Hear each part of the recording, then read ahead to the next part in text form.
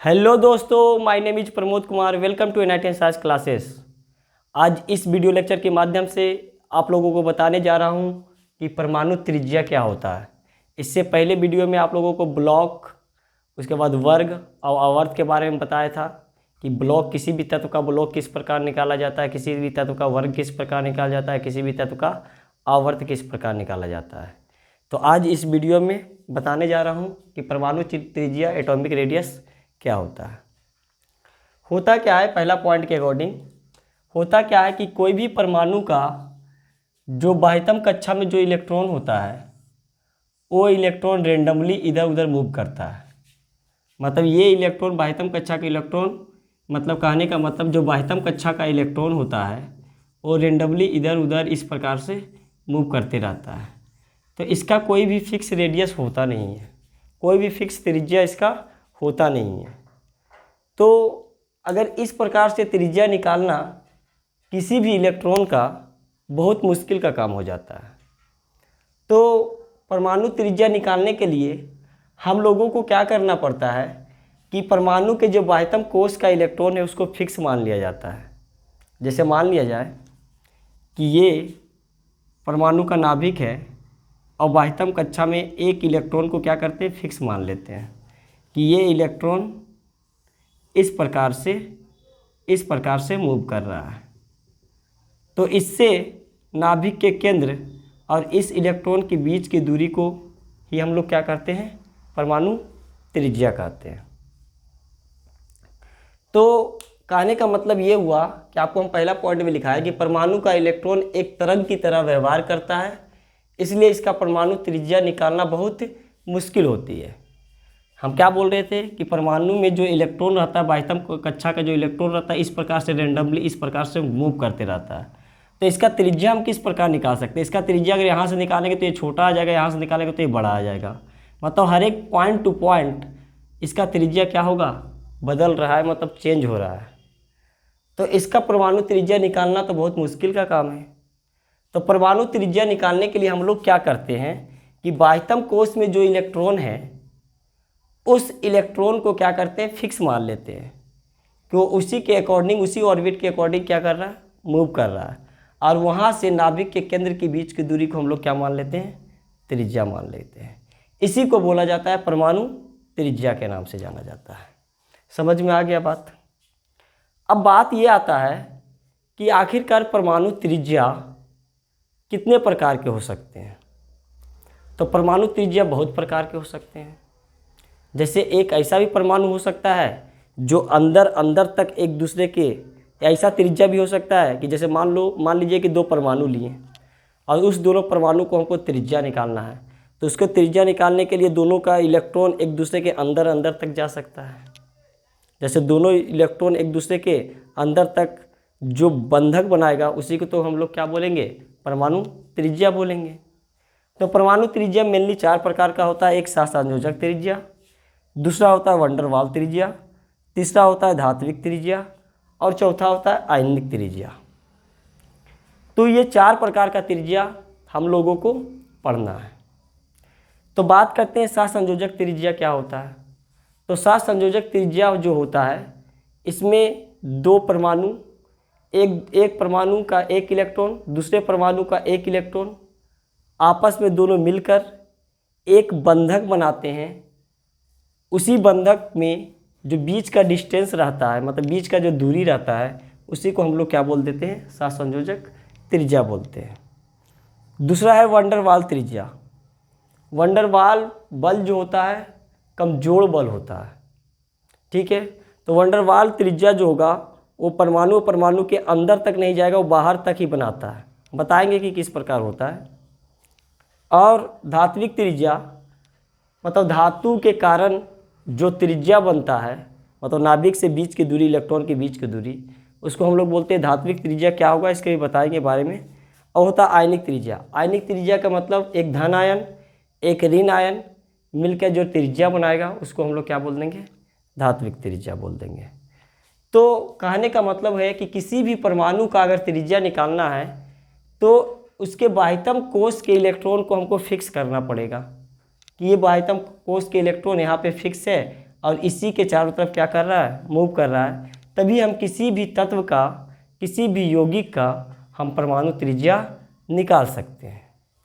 तो चलिए अब बात करेंगे कि सहसंयोजक त्रिज्या क्या होता है, वैन डर वाल्स त्रिज्या क्या होता है। ठीक है, तो अब बात करते हैं सहसंयोजक त्रिज्या का। तो सहसंयोजक त्रिज्या, इसको इंग्लिश में बोला जाता है कोवैलेंट रेडियस के नाम से जाना जाता है। तो सहसंयोजक त्रिज्या क्या होता है कि यदि दो सम नाभिक परमाणु एक सहसंयोजक बंध से बंधे हो तो परमाणु के नाभिकों के बीच की अंतरनाभिकीय दूरी का आधा भाग सहसंयोजक त्रिज्या कहलाता है। इसका मतलब ये हुआ कि हम सहसंयोजक त्रिज्या बना रहे हैं, तो एक मान लिया जाता कि एक क्लोरीन लिए और दूसरा एक क्लोरीन लिए, तो क्लोरीन के बाह्यतम कोश में कितने इलेक्ट्रॉन पाए जाते हैं, 7 इलेक्ट्रॉन पाए जाते हैं, 2 2 4 2 6 1 7। इस क्लोरीन के बाह्यतम कोश में 7 इलेक्ट्रॉन, तो ये चाहेगा क्या, अक्रिय गैस बनना चाहेगा, तो एक इलेक्ट्रॉन इसका एक इलेक्ट्रॉन इसका, दोनों मिलकर क्या बना दिया, एक बंधक का निर्माण कर दिया। लेकिन ये दोनों बंधक परमाणु के अंदर अंदर तक रहता है। ठीक है, मतलब एक परमाणु का इलेक्ट्रॉन दूसरे परमाणु के इलेक्ट्रॉन के अंदर अंदर तक रहता है, इसको हम लोग बोल देते हैं सहसंयोजक त्रिज्या। तो इसका हम लोग निकालना है त्रिज्या। तो ये दोनों मान लिया जाए कि ए एक परमाणु मान लिया जाए क्लोरीन है और ए एक परमाणु मान लिया जाए क्लोरीन है, तो इन दोनों के नाभिक से, दोनों को नाभिक से आपस में मिला दिए, तो ये क्या बन जाएगा, ये बन जाएगा इसका डायमीटर। ठीक है, तो डी ए अगर इसका त्रिज्या निकालना है तो इसको क्या कर देंगे, हाफ कर देंगे, तो ये इसका क्या बन जाएगा, त्रिज्या बन जाएगा। तो सहसंयोजक त्रिज्या निकालने के लिए ये मेथड होता है, मतलब दोनों के नाभिक से एक बंध बना दिए और वो जो बंध बनेगा वो डायमीटर कहलाएगा, और डायमीटर जो होता है रेडियस के क्या होता है, डबल होता है। तो इसका रेडियस निकालना, इसका त्रिज्या निकालना, तो डायमीटर का हम लोग क्या कर दिए, आधा कर दिए। तो ये जो त्रिज्या होता है अंदर अंदर तक जाने का मतलब हुआ कि इसका त्रिज्या छोटा होगा। बात करते हैं नेक्स्ट से पता चलेगा। दूसरा है वैन डर वाल्स त्रिज्या, इसको वैन डर वाल्स रेडियस बोलते हैं। तो इसके बारे में थोड़ा डिफिनीशन पढ़ लेते हैं कि दो समान निकटतम अणुओं के पड़ोसी अणुओं के अंतः नाभिकों की दूरी के आधे भाग को हम लोग क्या बोलते हैं, वैन डर वाल्स त्रिज्या बोलते हैं। सबसे पहले तो वैन डर वाल्स त्रिज्या जो होता है, इसमें एक अणु लेते हैं, इसमें भी एक अणु लिए। जब दोनों को हम नज़दीक लेकर के आएँ, जब दोनों को हम नज़दीक लेकर के आएँ, तो नज़दीक लाने के बाद क्या होगा कि इसका इलेक्ट्रॉन और इसका इलेक्ट्रॉन एक दूसरे को क्या करेगा, रिपेल करेगा, मतलब दोनों को प्रतिकर्षण करेगा। तो दोनों को नज़दीक तो आने नहीं देगा, लेकिन एक निकटतम दूरी होगा जहाँ पे ये दोनों आकर के कहाँ रुक जाएगा, तो वही कहलाता है, इसका क्या कहलाता है, डायमीटर। और डायमीटर को हम डबल कर देते हैं तो क्या बन जाता है, वो डायमीटर को अगर डबल कर देंगे रेडियस के रूप में उसको लिख सकते हैं। तो रेडियस इक्वल टू आ गया, इसका डायमीटर का क्या हो गया, हाफ हो गया। तो इसका त्रिज्या अगर बात करें वैन डर वाल्स त्रिज्या, तो वैन डर वाल्स त्रिज्या जो होगा बड़ा होगा किससे, सहसंयोजक त्रिज्या से, मतलब इसका त्रिज्या किससे, कोवैलेंट त्रिज्या से। क्यों होगा, क्योंकि इन दोनों का इलेक्ट्रॉन एक दूसरे के अंदर तक गया हुआ है, तो इसका त्रिज्या क्या होगा, छोटा हो जाएगा। और इन दोनों का इलेक्ट्रॉन एक दूसरे के बाहर है, बाहर ही एक बंधक बना रहा है, तो इसका जो त्रिज्या होगा इससे बड़ा होगा, मतलब इसका त्रिज्या बड़ा, इसका त्रिज्या छोटा हो गया। तो आपसे कोई क्वेश्चन पूछा कि क्या वैन डर वाल्स त्रिज्या और सहसंयोजक त्रिज्या में बड़ा त्रिज्या किसका होता है, तो बड़ा तो जो त्रिज्या होता है वो वैन डर वाल्स त्रिज्या होता है। ये कमज़ोर त्रिज्या होता है, मतलब कमज़ोर बल इस पर लगता है, क्योंकि ये दोनों का बढ़िया से अट्रैक्शन नहीं होता है। दूसरा बात करते हैं धात्विक त्रिज्या। तो धात्विक त्रिज्या के बारे में बताया कि धातु चालक के दो पास परमाणुओं के नाभिकों के बीच की दूरी के आधे भाग को हम लोग क्या बोलते हैं, धात्विक त्रिज्या बोलते हैं। तो इसको समझते हैं कि धात्विक त्रिज्या क्या होता है, इसको स्क्रीनशॉट ले लें आप। तो धात्विक त्रिज्या के बारे में अभी बता रहे हैं कि धात्विक त्रिज्या क्या होता है।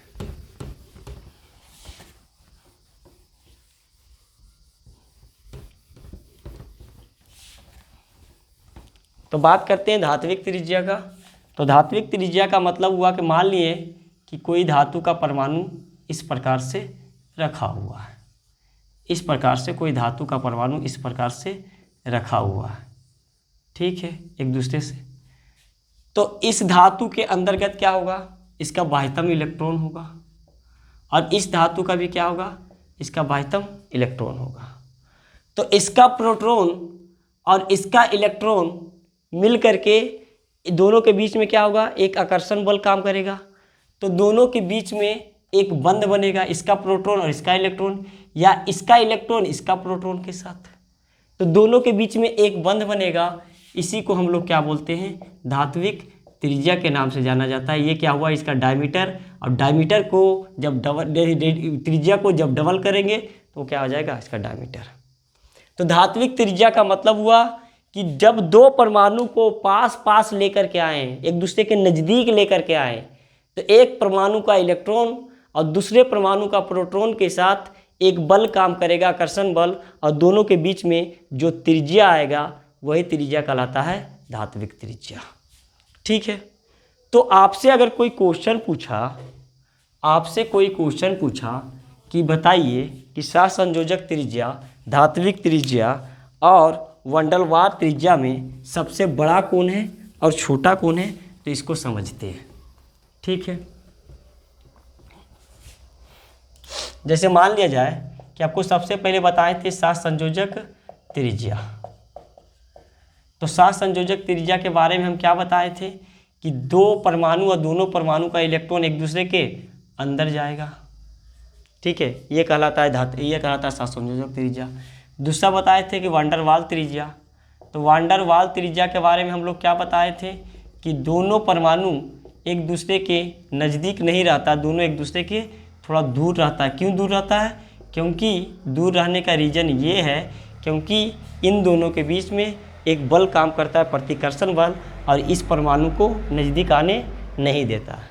तो ये हो गया एक प्रकार का, ये हो गया त्रिज्या। कौन सा त्रिज्या हो गया, ये त्रिज्या हो गया सहसंयोजक त्रिज्या, जो कि होता है DA/2 के बराबर। ये भी होता है RAA = DAA/2 होता है।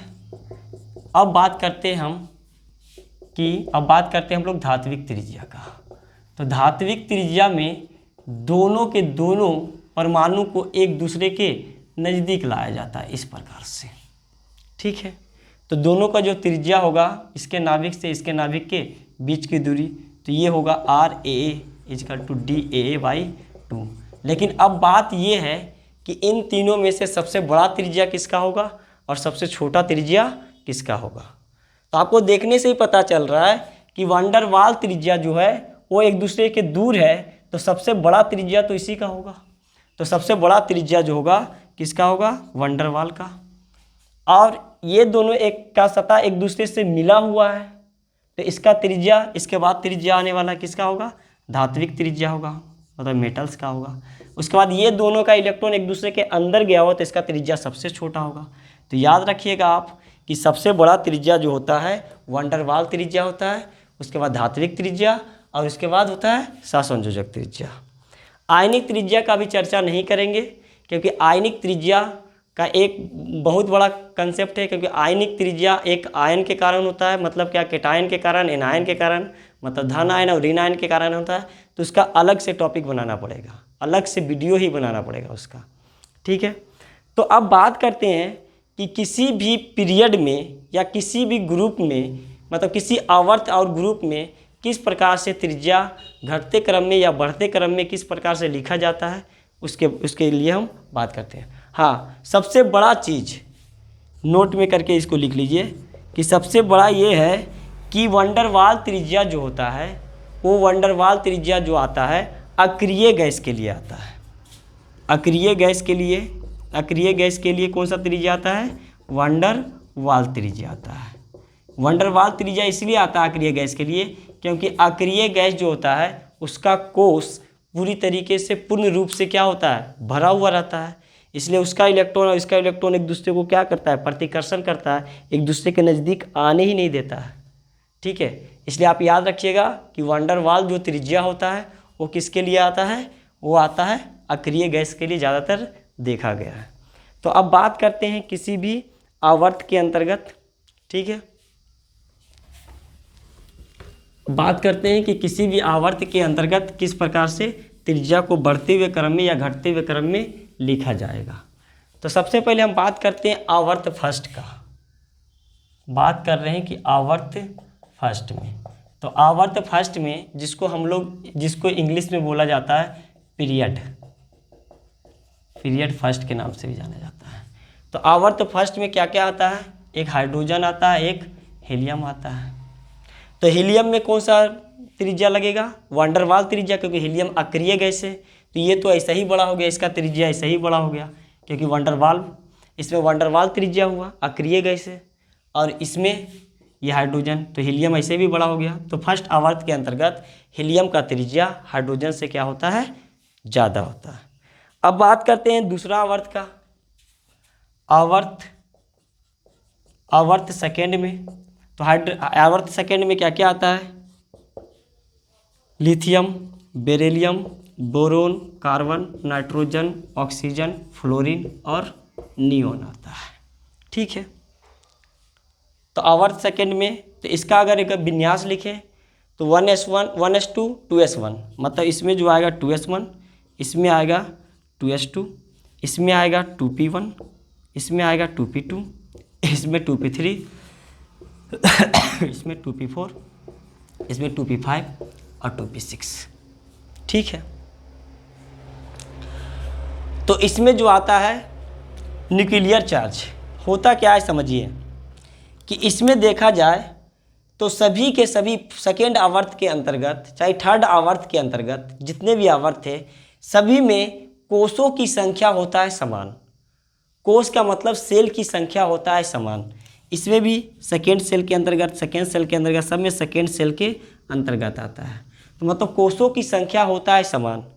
तो कोषों की संख्या समान होने से क्या हुआ, सब के सब सेकेंड कोष में पाया जाता है, ठीक है।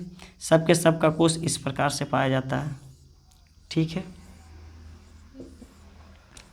अब क्या होता है, इसमें क्या होता है कि कोषों की संख्या तो है समान, लेकिन बात है कि इसमें अगर देखा जाए तो बाह्यतम कक्षा में इसमें कितना इलेक्ट्रॉन है, 1 इलेक्ट्रॉन। इसमें बाह्यतम कक्षा में कितना इलेक्ट्रॉन है, 2 इलेक्ट्रॉन। इसमें बाह्यतम कक्षा में कितना इलेक्ट्रॉन है, 2 इलेक्ट्रॉन, इसका 1 इलेक्ट्रॉन, इसका तो 3 इलेक्ट्रॉन, ठीक है। इसी तरीके से बाह्यतम कक्षा में कितना इलेक्ट्रॉन है, 4 इलेक्ट्रॉन। इसी तरीके से इसका बाह्यतम कक्षा में 5 6 7, मतलब 4 5 6 7, इसमें 7 इलेक्ट्रॉन, ठीक है। तो बाह्यतम कक्षा में इलेक्ट्रॉन की संख्या तो बढ़ रहा है, लेकिन कोषों की संख्या, जो कक्षा की संख्या, वो क्या है, समान है। होता क्या है कि इसमें प्रोटॉन की संख्या भी उतनी तेजी से बढ़ रही है। जिसमें इसमें प्रोटॉन देखा जाए तो इसमें कितना प्रोटॉन था, 3 प्रोटॉन। इसमें कितना प्रोटॉन है, 4 प्रोटॉन। इसमें कितना प्रोटॉन है, 5। इसमें 6, इसमें 7, इसमें 8, इसमें 9, इसमें 10। तो इसमें प्रोटॉन की संख्या बढ़ रहा है, लेकिन जिस प्रकार से प्रोटॉन की संख्या बढ़ रहा है उस प्रकार से इलेक्ट्रॉन की संख्या, अगर 3 प्रोटॉन है तो यहाँ इलेक्ट्रॉन भी 3 होना चाहिए बाह्यतम कक्षा में, लेकिन इलेक्ट्रॉन तो यहाँ पे 1 ही है। तो क्या हुआ कि जैसे जैसे प्रोटॉन की संख्या बढ़ रहा है, इसको इंग्लिश में बोलते हैं न्यूक्लियर चार्ज, न्यूक्लियर चार्ज, या इसको बोलते हैं number of proton, number of proton, मतलब नाभिक चार्ज भी इसको हिंदी में बोला जाता है, नाभिकीय चार्ज, नाभिकीय आवेश बोला जाता है। तो नाभिकीय आवेश या न्यूक्लियर चार्ज, जिस प्रकार से इसमें जब हम लेफ्ट से राइट की तरफ जाते हैं, दाएं से बाएं की तरफ जाते हैं, तो यहाँ पे इलेक्ट्रॉन की संख्या तो एक एक करके बढ़ रहा है और कक्षों की संख्या क्या है, समान है, लेकिन प्रोटॉन की संख्या तेज़ी से बढ़ रहा है। तो तेज़ी से बढ़ने के चलते क्या होता है कि यहाँ पर इलेक्ट्रॉन, मतलब प्रोटॉन धीरे धीरे सभी इलेक्ट्रॉन को क्या करेगा, आकर्षित करेगा, मतलब अट्रैक्शन, तेज़ी से अट्रैक्शन करेगा। तो यहाँ पे कम अट्रैक्शन किया, क्योंकि यहाँ 3 प्रोटॉन है, यहाँ 4 प्रोटॉन है, उससे थोड़ा ज़्यादा अट्रैक्शन करेगा। यहाँ 5 प्रोटॉन है, थोड़ा और ज़्यादा अट्रैक्शन करेगा। 6 इलेक्ट्रॉन ने और ज़्यादा अट्रैक्शन किया। 7 प्रोटॉन ने और ज़्यादा अट्रैक्शन किया, मतलब क्या, आकर्षित किया। 8 प्रोटॉन ने और ज़्यादा आकर्षित किया। तो जितना ज़्यादा आकर्षण होगा प्रोटॉन की तरफ से, उतना ज़्यादा इसका आकार धीरे धीरे क्या होते चला जाएगा, छोटा होते चला जाएगा। तो याद रखिएगा, जब किसी आवर्त में हम लेफ्ट से राइट की तरफ जाते हैं तो परमाणु त्रिज्या का आकार धीरे धीरे क्या होता है, छोटा होते जाता है। लेकिन ये क्या है, नियॉन तो एक्सेप्शन है, क्योंकि नियॉन में क्या लगता है, वांडर वाल त्रिज्या होता है, वांडर वाल त्रिज्या। और पता है आपको कि वांडर वाल त्रिज्या जो होता है सबसे बड़ा त्रिज्या माना जाता है। तो सबसे बड़ा अगर त्रिज्या देखा जाए आवर्त सेकेंड में तो सबसे पहले नियॉन, उसके बाद लिथियम, उसके बाद बेरिलियम, उसके बाद बोरोन, उसके बाद कार्बन, उसके बाद नाइट्रोजन, उसके बाद ऑक्सीजन, उसके बाद फ्लोरीन। ये इसका क्रम है आवर्त सेकेंड में। इसी तरीके से आवर्त थर्ड का क्रम आएगा, जो कि किससे ग्रुप का है। जैसे हम बात करें आवर्त थर्ड का, तो आवर्त थर्ड में सोडियम, मैग्नीशियम, एल्युमिनियम सेम क्रम आएगा। इसी प्रकार से उसको क्रम में क्या किया जाएगा, सजाया जाएगा। तो आज का वीडियो थोड़ा ज़्यादा लंबा हो चुका है, इसीलिए अब हम आगे बात करेंगे कि तीसरा क्रम मतलब तीसरा आवर्त के बारे में, चौथा आवर्त के बारे में नेक्स्ट वीडियो में, पांचवा आवर्त के बारे में, छठा आवर्त के बारे में। फिर तो वर्ग के अनुसार, एक एक वर्ग के अनुसार चलेंगे कि वर्ग में किस प्रकार से परमाणु त्रिज्या का बहुत सारा अपवाद आता है, उस अपवाद को समझाएंगे। आवर्त में बहुत सारा अपवाद आता है, उस अपवाद को समझाएंगे। डी ब्लॉक के तत्व में बहुत सारे वर्ग में अपवाद आता है, आवर्त में अपवाद आता है, तो उस अपवाद को नेक्स्ट वीडियो में आपको समझाएंगे। इस वीडियो को लाइक, सब्सक्राइब, शेयर ज़्यादा से ज़्यादा करें। Thank you for watching.